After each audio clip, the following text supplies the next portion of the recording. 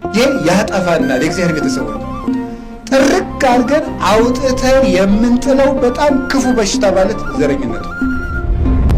ቅዱስ ሄራቅሊስ የሚያስተምረን ይሄ ነው። እንዲሁ ፈጽሞ ማለት ፈጽሞ ወልቆ ሊጠፋብን ልክ እንደ ክህደት እግዚአብሔር የሚጠላው ነገር ማለት ነው። እና ቅዱስ ሄራቅሊስ ዛሬ መድኃኔዓለምን እያከበርን አይደለም? መድኃኔዓለም የሚያስተምረን ይሄን ነው።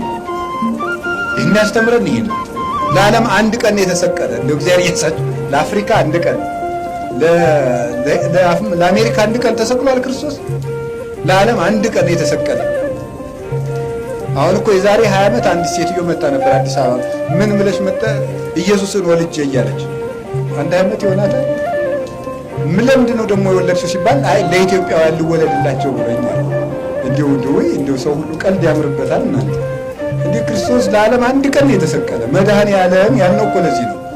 ክርስቶስ አንዱ በቃይ ነው። የእሱ ጽዋ አያዳግምም። ጽዋ እከኒ ጽኑ ወያረዊ፣ ያንተ ጽዋ ያንተ ደም አንዱ በቃይ ነው። ዓርብ የተሰቀልከው ለዓለም ሁሉ በቂ ጽዋ ነው ያለው። አያዳግምም።